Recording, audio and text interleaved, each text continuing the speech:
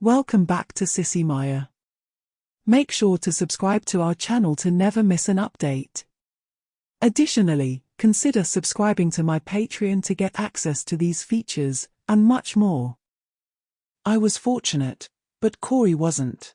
There seemed to be just one job available for underdeveloped 8th grade boys, and I landed it. After a couple of weeks with cash in my pocket while Cory was broke, he became desperate, far more desperate than I realized. Frankie, his neighbor and a good friend of ours, suggested that Cory take on her overflow of babysitting jobs. It wasn't typical for guys, but it would have been fine, except the reality was that some parents believe babysitting is a girl's job. That was the case with Cory's first gig.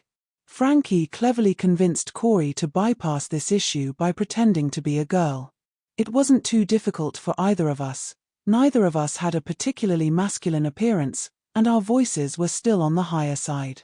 I found out the next day, shortly after his mother did. I would never have believed it if Frankie's mom hadn't been there to take photos. They called him Corin, and honestly, he looked good. All I could manage was a simple wow. When I complimented Cory, I got a bit too enthusiastic, and Frankie accused me of being jealous.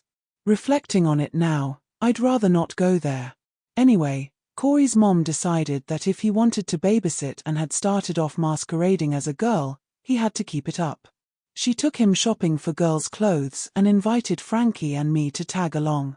I was astonished by how much Cory bought and by some of the items. I think his mom got carried away. She not only picked out dresses, skirts, and blouses but also included a nightgown, as if that mattered for sleepwear. Of course, she bought him shoes, high heels, no less. Was he really going to wear those while babysitting? But I digress. Now, about the shoes, this is where things got complicated. All evening, Mrs. Johns, Cory's mom, kept calling us you girls. When I pointed out her mistake, she said my involvement in choosing what Cory, or should I say Corin, since he was already in a dress and stockings, should try on made it seem like I was one of the girls. Like an idiot, I embraced the spirit of the moment and said I'd be one of the girls while we shopped. I meant it figuratively, but I think Mrs. Johns took it literally.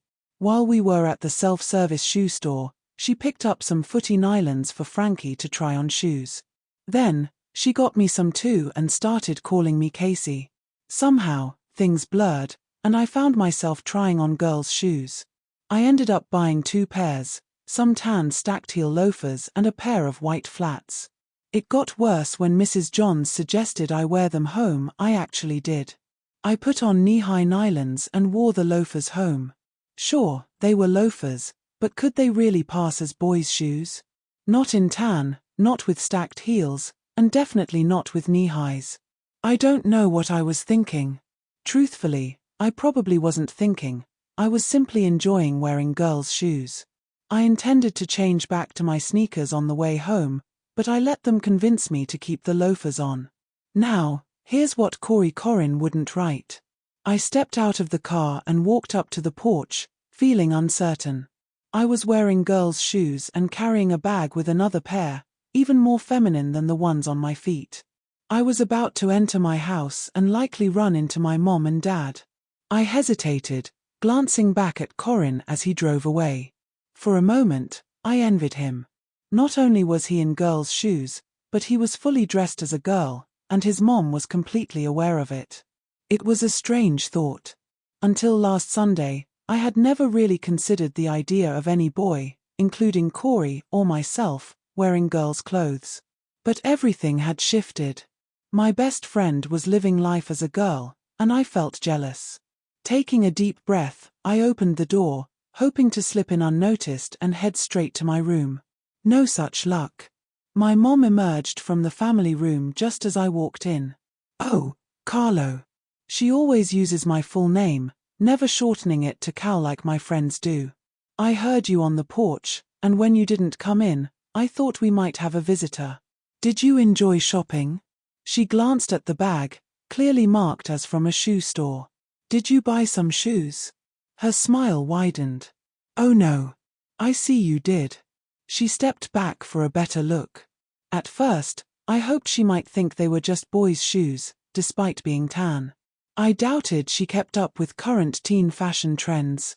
Then she tilted her head slightly, giving me a quirky smile. She looked at my bag and back at me. I see you bought more than one pair. Let's see what else you got. I felt a wave of nausea. There was no escape. I pulled out the box containing the flats. Mom silently took the box, opened it, and maintained her odd grin. Nice, she remarked, removing the shoes and placing them on the floor. Put them on. I want to see how they look. I closed my eyes and carefully slipped out of the loafers, having to open them again to fit into the flats. Tears threatened to spill as I realized I was in deep trouble, and it was about to explode. I like them. They're really nice. They make your feet look slimmer. Care to explain how you came to buy them? I told her the same story I just shared with you, but in the Reader's Digest version. She stood there with a Mona Lisa smile, not fully convinced. I could tell she suspected Cory and I had planned something, or maybe I had lost a bet. Well, that's an interesting story. Come with me. She turned and walked into the family room, and I followed obediently. I froze in the doorway. Dad was watching television. I was pretty sure he hadn't overheard our conversation, but how long before he noticed my shoes? These white flats wouldn't pass for boys' shoes, not even for a second. Mom picked up the phone and dialed. Hi, sorry to call so late, but Carlo just came in with a fascinating story about how he ended up buying the shoes he's wearing. She paused. Aha. Really? I see. Another pause. Casey. I like it. Well, thank you. I'm sure we'll discuss this more later. Have a good evening too, bye. She turned to me, and now we had Dad's attention. You didn't mention you had a new name to go with your shoes. Casey. That last comment definitely caught Dad's attention. He looked at me, then down at my shoes, then back at Mom, his expression saying it all, horrified. He opened his mouth, but no words came out. I guess you were just jealous of Corinne. She was buying all those pretty things, and you weren't. Was that it? Well, not exactly. Maybe a little. I mean, Cory looks great as Corinne. But it's not like I want to. I trailed off, unsure how to finish. I didn't know if it was truly possible to lie to myself, but I suspected it was because I was doing just that. If I didn't say what I genuinely felt, then it wasn't real. Well, if you're a good girl, maybe you'll get some lovely clothes to match your new shoes, Mom chuckled. Dad finally found his voice. Really? I don't think that's necessary. The boy just got caught up in the moment. I'm sure he can return the shoes for a refund. Panic surged through me. I had no idea where I thought I'd wear them, but I definitely didn't want to take them back.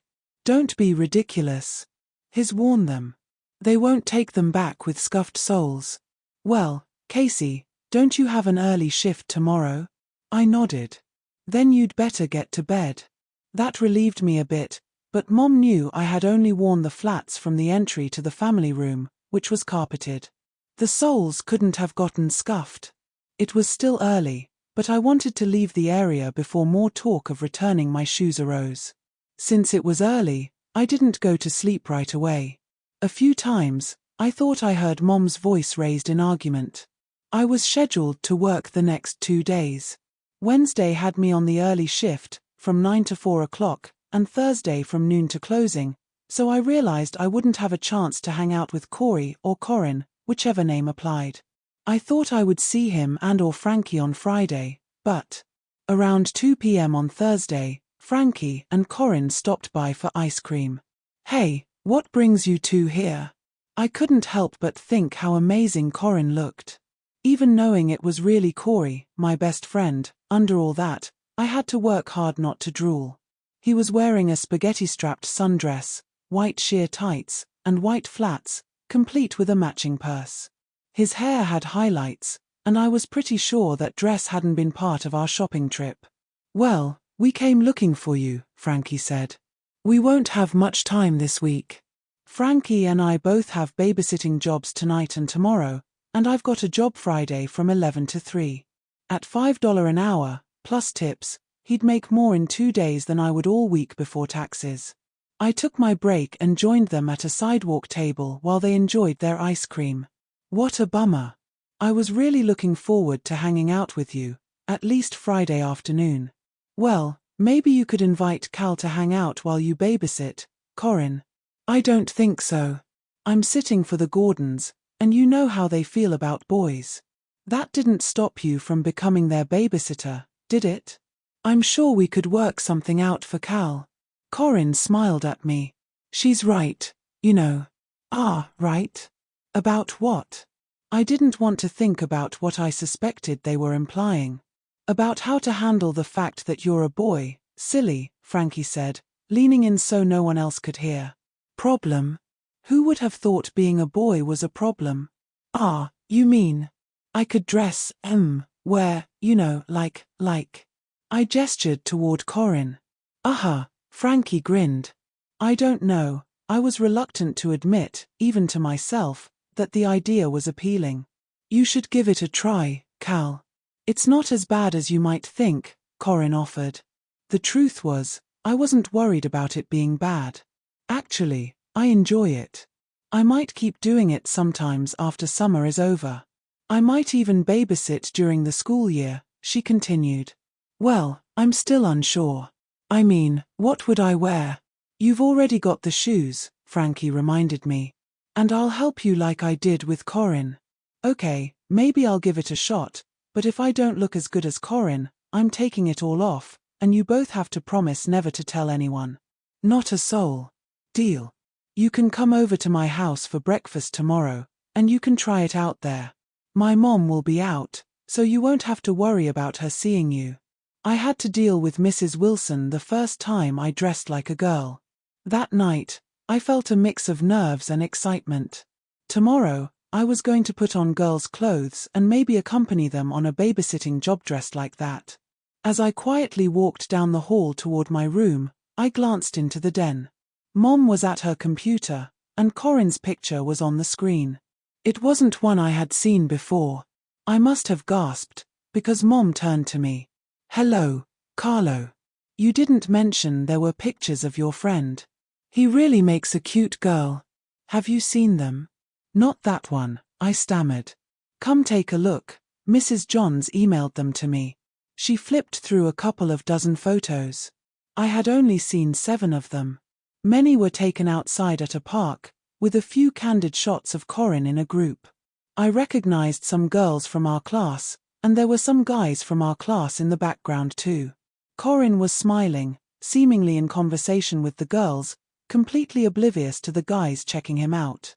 I was captivated by the computer screen, but Mom was watching me closely. I hoped she didn't notice my physical reaction. When she finished going through the last of the photos, she smiled at me. Good-looking girl, isn't she? Oh yeah, Mom, she's a total knockout. I can't say I'm surprised by how good she looks. Neither Cory nor you exactly compete with Brad Pitt. I've got dinner in the oven, why don't you help me set the table? You must be hungry, or did you pig out on ice cream all day? No, Mom, I didn't. I got tired of all the ice cream I could eat after the first week. Good. Then come help me. Your father is useless around the house. We left the room, leaving Corin's smiling picture on the computer screen. In the kitchen, Mom handed me an apron. Here, she said. You're used to wearing one at work, so you can wear one here too.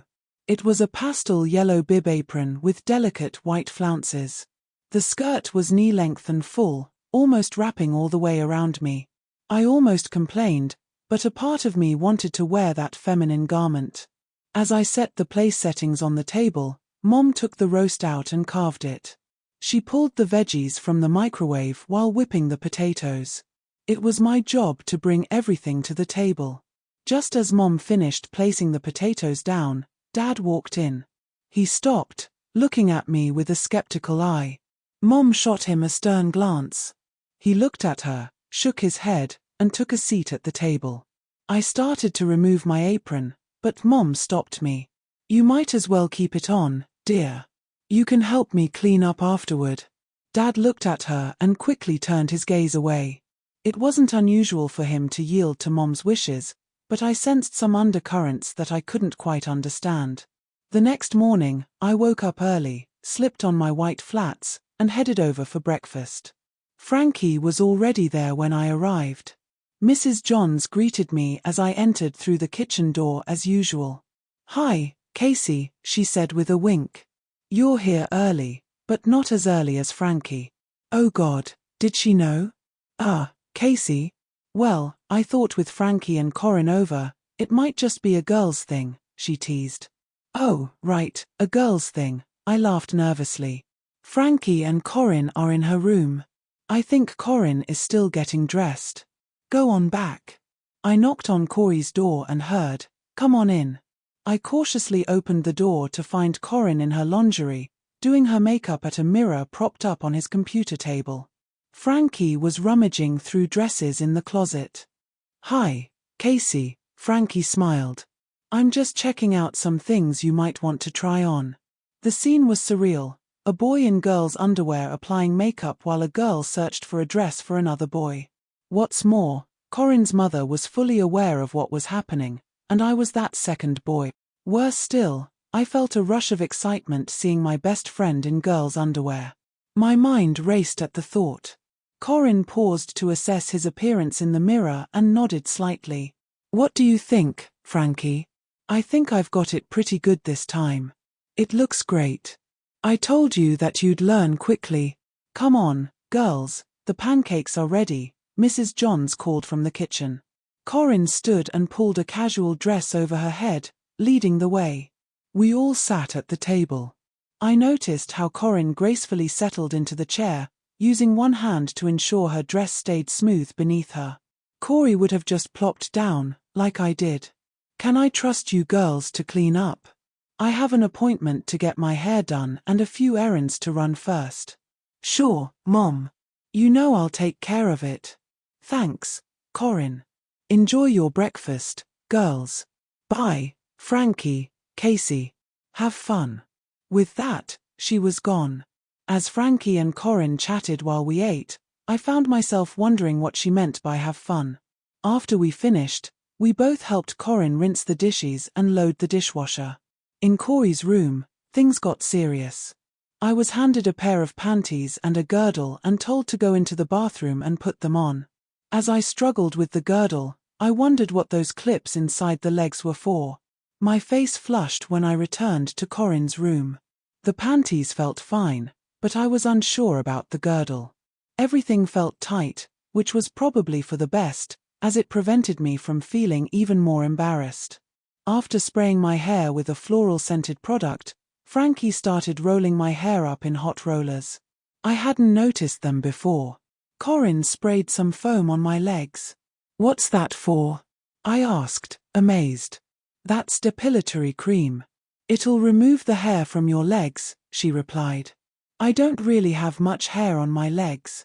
"For a girl, peach fuzz counts," Frankie informed me. "Now hold still while I get the rollers set." After a few minutes, my legs began to tingle, then itch.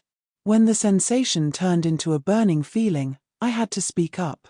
"My legs are starting to burn." "Almost done," Frankie said.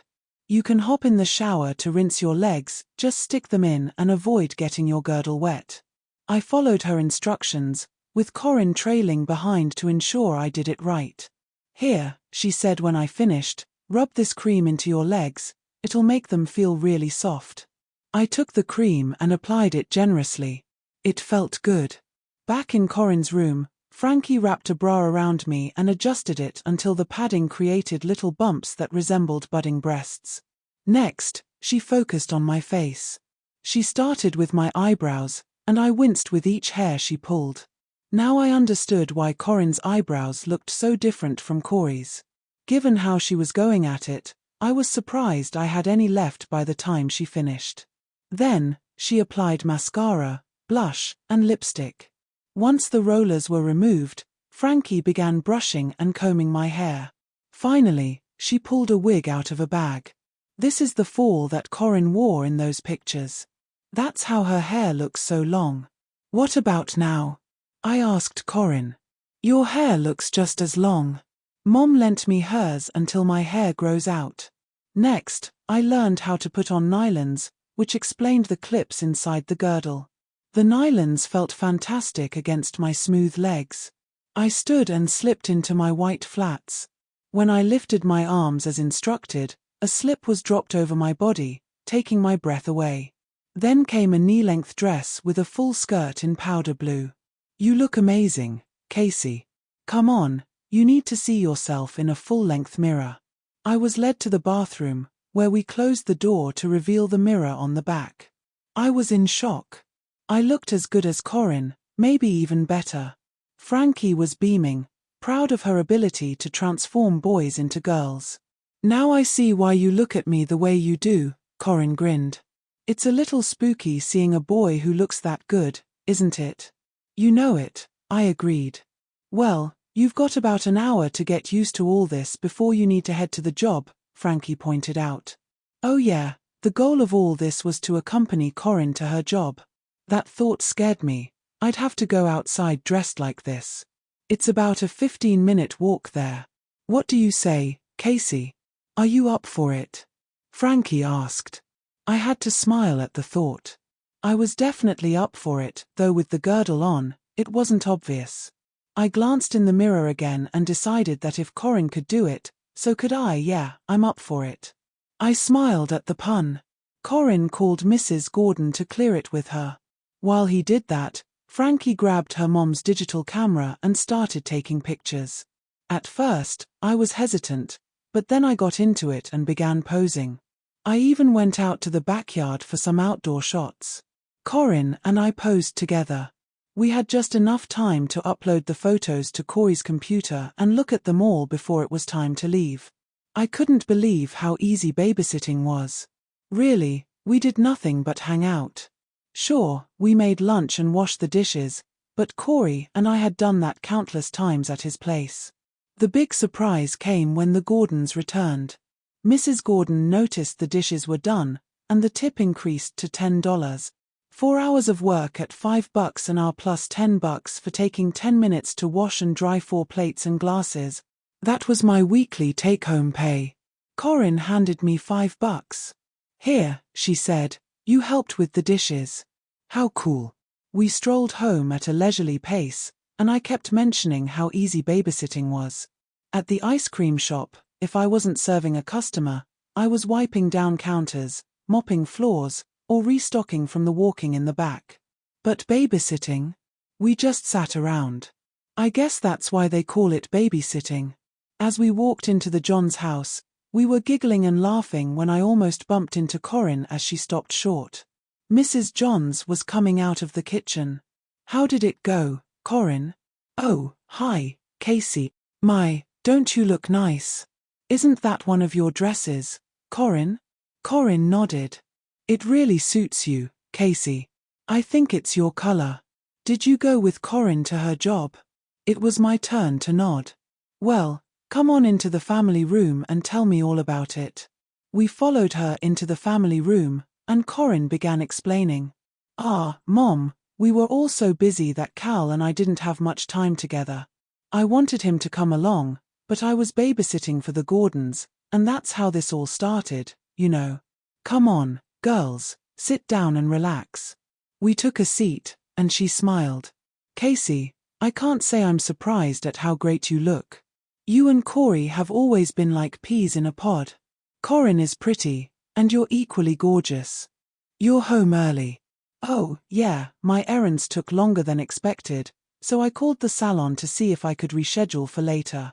I'll be their last customer at 6 o'clock. So, how did it go? Really well, Mom. The kids were great. We fed them lunch, washed the dishes, and watched a lot of television. It was a breeze. What about you, Casey? I felt like I was under interrogation. Not much.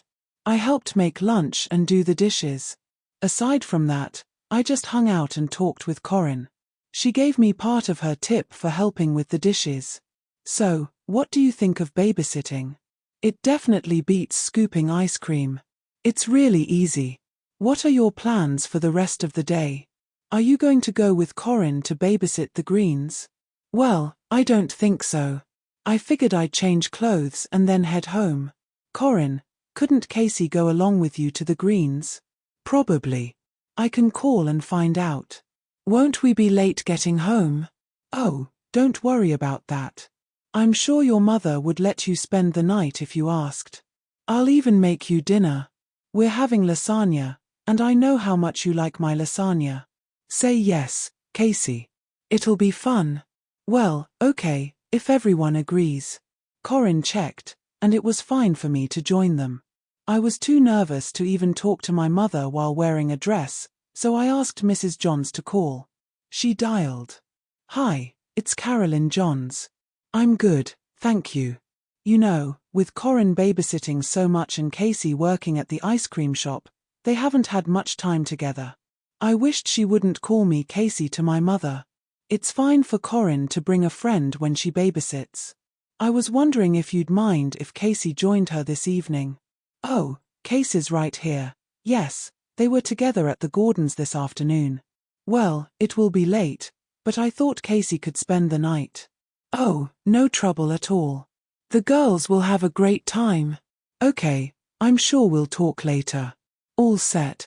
She said it was bridge night for them anyway, so they'll be out late themselves. So, I had lasagna for dinner and spent the evening at the Greens helping Corin babysit. Mr. Green picked us up and gave us a ride home. I had to manage my own way to and from the ice cream parlor, but it was worth it. That night, I spent the night in a nightgown. What a dreamy night. The next morning, Frankie came over while we were still in our nightclothes. I expected her to make some snide comment about me sleeping in a nightgown, but she was cool with it and didn't mention it at all. I headed home around 10 a.m. Mom was waiting for me when I walked in. Good morning, Casey, she smiled. Oh great, now Mom is calling me Casey. Whatever happened to Carlo? All those references to Casey on the phone last night must have given her ideas. Did you have fun last night with Corin? Yeah, it was nice just to hang out. So, what did you think of babysitting? Déjà vu. What? Is there a standard set of questions? Didn't I already answer that for Mrs. Johns yesterday? Okay. I hoped this wouldn't turn into another interrogation. I had an interesting conversation with one of our bridge club members. That was strange, she never talked about her bridge club. Oh. Yes, the Greens mentioned their new babysitter, Corin Johns. It seems that last night she brought along a friend, a sweet girl named Casey. My heart stopped. What are the odds of there being two Corin Johns with a friend named Casey in a town our size? Whatever the odds, I'd say it's even higher that both Corin Johns would be referred by Francine Wilson. That's Frankie's real name, isn't it? Casey. I sank into a chair. I was in deep trouble. The only evidence she didn't have were the pictures on Cory's computer. Well, Casey, anything to say for yourself? No, you seem to know everything already. I couldn't believe how defiant I sounded. Cory's mom was cool with him dressing up, and he did it all the time. I had only done it once. Where did you get the dress you wore last night? I borrowed it from Corin. It seems you neglected to mention some of your plans yesterday. If I'd known what you had in mind, I would have made arrangements for you. Next time, you'll have your own. That stopped me in my tracks. Next time? My own. My own. You mean? Yes, dear, I'm taking you shopping.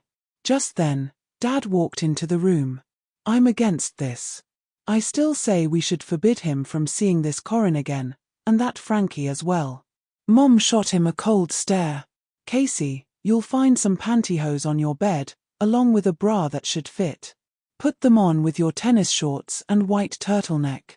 I couldn't find your white flats, so I assume they're in that bag. Now go on, your father and I need to talk, she instructed, keeping her eyes on Dad. I headed down the hall. As I reached my room, I heard Mom say, "Come with me." Moments later, a door slammed. As promised, I found the items on my bed. The only thing she forgot to mention was the panties. They looked soft and silky, but they were made with lycra, according to the label. When I put them on, they held everything quite well, nearly as well as the girdle had yesterday. As I changed, I could hear Mom's voice, occasionally interspersed with Dad's. Mom's voice was definitely the stronger of the two. As I emerged from my room, I could make out what she was saying, still slightly muffled by their bedroom door. There, now that's done. I'm going to get Casey. Their door swung open. Oh, there you are, dear. Let's head into the bathroom, and I'll fix you up. Once inside, she had me wait while she went through the connecting door to the master bath, pulling some things out of the cupboards.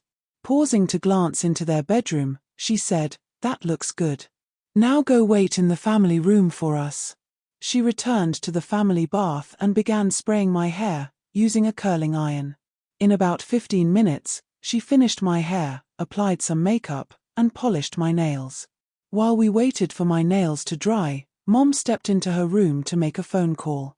"Let's gather your father and go shop till we drop," she smiled. I followed her down the hall. As we reached the kitchen, she called out, "We're ready. Come on, I want to get some shopping done before lunchtime." Dad appeared in the doorway from the family room.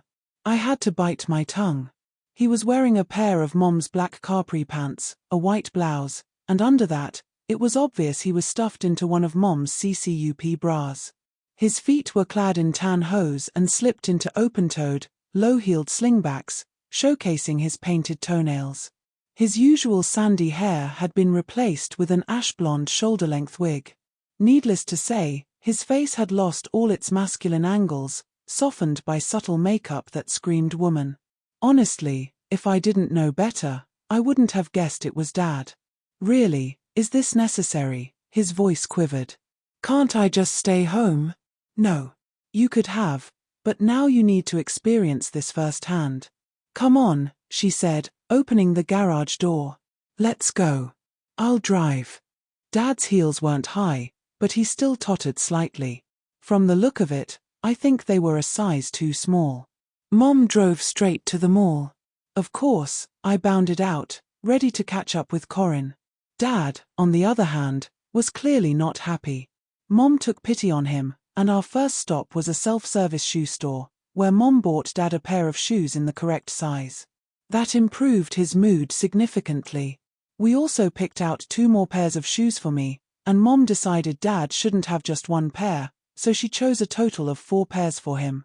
She even found 2 pairs she liked herself. Next, we stopped by a specialty lingerie store.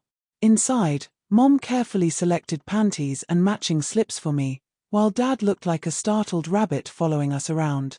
We moved toward the women's section, where Dad's hands quickly filled with more of the same items.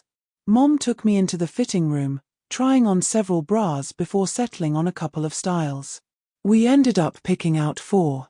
When we emerged, Mom smiled at Dad, and I could see him shrink back. She took his hand and led him to the counter, where an older lady was folding stock. "May I help you?" she asked. "I'm Mrs. Linda. I called earlier." "Oh yes, we have what you're looking for right here." She reached under the counter and pulled out several boxes. I couldn't believe my eyes. She opened them to reveal breasts. I swear those boxes contained women's breasts, each with varying skin tones. Some had large dark pointers, while others had barely any. Dad's eyes widened, and I could feel my own doing the same. Mom examined them. "These look nice. They seem about right." "Let's check the skin tone," the lady said, holding one up to Mom's arm. "Oh, it's not for me. It's for my sister," she said, gesturing toward Dad. I noticed him shudder. Mom guided him closer to the counter, extending his arm for the lady to check. "I'd say that's a perfect match. Don't you agree?" She smiled at Dad. "I'd say so," Mom replied. "Will you need a right or left?" the lady asked. "Both," Mom informed her. "Oh," she said, placing the others back in their boxes and under the counter. She retrieved a second box. "This way." Mom followed her, pulling Dad along. I giggled. Mom was buying breasts for Dad. The 3 of them were in the booth for a few minutes when I heard the lady say, "Now don't be embarrassed. A good 30% of our business comes from customers just like you. 30% of their customers are men dressed as women and brought in by their wives. That's a good fit. Shall we use the adhesive? The lady asked. Oh yes, definitely, Mom replied. Let me apply some makeup over the edges, and then you can leave a few buttons undone, the lady informed Dad. Dad emerged from the booth with several buttons undone, showcasing some convincing cleavage. Mom added 5 bras to Dad's pile and paid the bill, which totaled in the hundreds. We stopped at the food court for lunch. I thought Dad might get sick sitting there with 100 or more people around. I could tell he was worried that someone might recognize him as a man in women's clothes. I didn't understand why he was so uptight. I was the one wearing boys' shorts and a shirt with girls' shoes and stockings. At least he had that cleavage to help convince people of his femininity. From there, we headed to Dillard's. Mom had expensive taste, and someone was going to make a hefty commission that day, several someones, in fact. Dad ended up with 5 dresses, 6 blouses, and 7 skirts. I got 8 skirts, 9 blouses, and 4 dresses. We also cleaned up in the jewelry department, and Dad even got his ears pierced. He whispered, trying to talk Mom out of it, but she wouldn't hear any of it. She promised me that if we could figure out a way to do it without anyone at the ice cream shop noticing or caring, I could get my ears pierced too. Around 3, we decided to call it a day. We probably could have shopped more, but we had reached trunk capacity. By the end of the day, Dad seemed to have calmed down and finally embraced the shopping experience. He ended up in a teal print dress with a scoop neckline that really highlighted his assets. Toward the end, I noticed him standing by a rack of dresses, holding a couple up for a closer look. He even took one to a mirror to hold it up to himself while Mom was in the fitting room trying on a few things for herself. When we got home, we all made room in our closets for our new clothes. As soon as I finished, I called Corin. Hi, it's Casey. You won't believe it. I just got back from the store. No, Dillard's. Yeah. I've got dresses. Dad was still in his closet making room for his things, but Mom walked out. Who are you talking to, dear? She asked. Corin, Mom. Why don't you invite her over to see your new things? Okay. Hey Corin, Mom said you could come over to see my new clothes. Want to? Frankie's here. Can she come too? Corin asked. I'm sure that'll be fine. Let me ask my mom. Okay, I replied. Hey Casey, Mom wants to see you too. Can she come as well? I'd better check with Mom. Hey Mom, is it okay if Corin brings Frankie and Mrs. Johns? Sure, dear. The more, the merrier. Sure, Corin, bring them both. We'll be right there. Bye. A few minutes later, Dad walked into the room. I don't know why you bought me all those clothes. It's not like I'm going to make a habit of wearing this kind of thing. I wouldn't count on that. You may just wear them more than you think. Mom informed him. Why don't you put on a pot of tea for us and toast up some English muffins? Dad muttered to himself and went to the kitchen. I could hear him banging around in there. Dad wasn't used to fixing things for himself. I heard a car pull up outside. Mom heard it too. She stood up, walked over to the kitchen, peeked in the door, then continued to the front door. I followed her. She opened the door without giving them a chance to ring the bell. She held her finger to her lips in the typical sh symbol. She spoke softly. I want to surprise my husband. He doesn't know you're coming over to see Casey. Mrs. Wilson was with them. We all tiptoed our way into the family room. Mom stopped by the kitchen. Dear, I've changed my mind. No muffins. Put that package of macaroons in a bowl and bring them instead. In the family room, I sat on the couch between Corin and Frankie. I looked at her and then her questioningly. She leaned over to me and whispered. I stopped at home to borrow Mom's camera. When she heard why I wanted it, she invited herself along. I hope you don't mind. I don't mind, but I'm not sure about Dad. I whispered back. Mom came in and looked at Corin. I can't get over how good you look. You know you should have done this years ago. You're a natural. Then she put her fingers to her lips again. Corin smiled and mouthed thank you. Just then Dad came in with a bowl of cookies. He froze and gasped audibly. Come on in, dear, Mom smiled. We'll need 7 cups for the tea. We have company. Dad was visibly shaken as he put the cookies on the table. I thought he was going to burst into tears any moment. Dear, where are your manners? Say hello to our guests. Hello Carolyn, Janice, Frankie, Corin. Well, don't just stand there, serve the tea. Yes, dear. Dad went back to the kitchen. We all giggled. Dad was back shortly with a tray full of cups, a teapot, and sugar and creamer. With Mom prompting, he served us all tea and finally sat in his easy chair. Well, I see Casey isn't the only new female in your family, Betty. Mom smiled. I thought since I got so much opposition to allowing Casey to experience her feminine side that he needed to find out for himself what it was all about. Personally, I like it. I took Corin and Frankie to my room and showed them my new clothes. Mom and Dad took Mrs. Johns and Mrs. Wilson into their room and Dad showed off his clothes. When we were all back in the family room, Dad was talking with them. He was very animated and joining right in. Always before, Dad would hardly speak in mixed company and would secretly complain to me about how he couldn't get a word in edgewise when a bunch of women were talking. But I guess that day he was just one of the girls. So was I. It was great. Corin and Frankie left about 5 because they had to get to their jobs. Their moms stayed for dinner. We broiled up some steaks and nuked some baked potatoes. It was the first time I've ever enjoyed have adults over for dinner. The women made a point of including me in the conversation. If I didn't know better, I'd have thought I had dropped into an alternate universe where there was no difference between men and women. We all cleaned up the kitchen. Relaxing in the family room, it was a lot more relaxed than usual. Our company went home around 10 and we all got into our nighties. How cool, our whole family in nighties. I was in bed by 11. I had to get up to go potty around midnight. All that tea wanted out. Sitting on commode, I could hear noises coming from Mom and Dad's bedroom. At first I thought something was wrong. All of a sudden it was quiet. Then I heard Mom say, "That was good. I think I'm going to keep you in nighties all the time." Dad returned, "If it'll be like that every time, you won't be able to get me out of them." Oh great. Just what every 14-year-old wants to hear. His parents having sex. I didn't flush because I didn't want them to know I was there. I had honestly thought they had gotten over that kind of thing. Saturday morning, we had a leisurely breakfast around 10 a.m. I thought I'd puke looking at Mom and Dad. They were like a couple of kids with their first crush. They held hands across the table.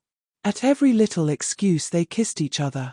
They were relaxing with their coffee when all of a sudden, Dad sat up. Looking at his breasts, he said, these things are glued on my chest, aren't they? Of course, dear. You were there when it happened. How do they come off? Well, the adhesive will break down after a few weeks. If you want them off before then, I think you need a solvent. We got some solvent, didn't we? No, Mom replied with a stoic expression. Tomorrow's a work day. I can't go to work with these things hanging off my chest. You'll just have to go to the mall and buy some solvent, Mom told him. Can't you go get it for me? I'm not the one who wants them off your chest, Mom said with a wicked smile. For God's sake, I'm serious. I need to get these off. Dad was nearly panicking. Look, Mom said, standing up, get dressed and go buy the solvent. Come on, I'll help you.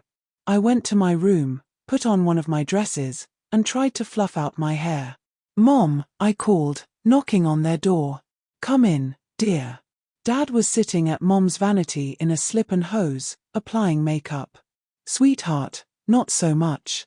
Less is more, Mom chided him. He dabbed at his face with a makeup sponge. Mom handed him the powder and a huge fluffy brush, which he clumsily used to apply the powder. Then, with another brush, he brushed it all off. I didn't think that made much sense, but the makeup looked invisible now. I watched in fascination as he applied blush, then eyeshadow, followed by mascara and lipstick. Mom guided him along the way, but he did everything himself. When he finished, he looked genuinely proud. Mom turned to me and asked, "What do you need, dear?" I wanted help with my hair." "Sure, sweetie." In the bathroom, Mom worked on my hair with the curling iron again. A little lip gloss later, and I felt beautiful. My hair was still shorter than I wanted, but it would grow. "Does this dress look okay?" Dad asked from the doorway. "It looks as good as it did when you bought it," Mom smiled. "Are you sure you won't go get the solvent? If it were up to me, you'd go to work dressed just like that." "Oh God, no." Dad looked pale. "Oh, just go get your precious solvent." "I'll go with you, Dad," I smiled. We got into the car and headed for the mall. Dad looked nervous but determined. He glanced at me. "How can you be so calm about going out dressed like a girl?" he asked. "Well, having Corin lead the way makes it easier for me. Everything I've done, Corin did first. It's like I sent her out to find out what's safe to do. I wish I knew someone who had done all this before me. I might not be so nervous." "You're doing fine, Dad, and you look great. Your natural-looking bust line is really convincing." "I know. I get turned on looking at my own breasts.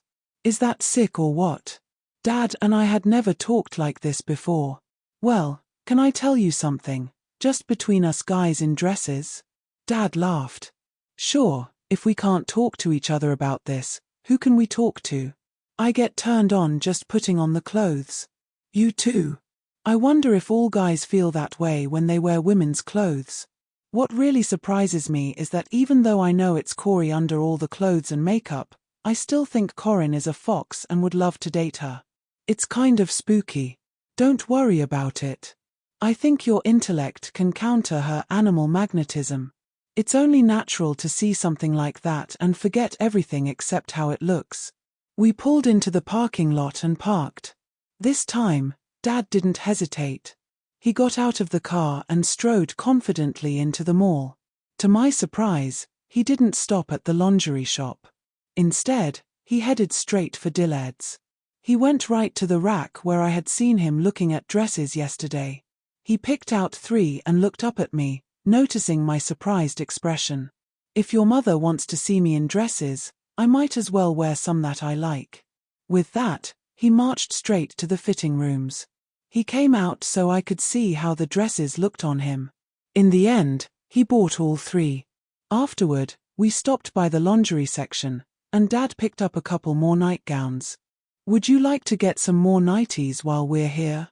"Sure, why not?" We completed our purchases and headed for the lingerie shop. Dad walked right up to the counter. "Hi, I was here yesterday and bought some breast forms," he said. "Oh yes," the lady replied, "I remember.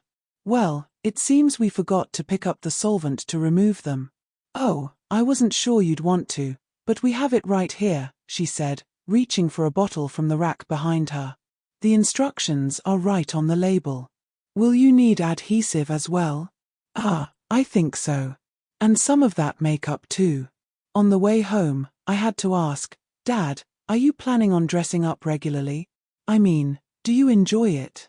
"I didn't think I would, but after last night, I think I'm going to like it a lot." "Yeah, I was in the bathroom last night." "You were?" "Aha." For a moment, I thought something was wrong. Dad chuckled. "What can I say? It felt like the first time all over again." "I wouldn't know about that. I'm still waiting." "That's good," Dad smiled. "I knew things would be different around our house from now on." Dad was clearly embracing this feminine side, and Mom liked it. For both of us, it was going to be a journey. I wasn't sure where it would lead, but I was ready to enjoy the ride.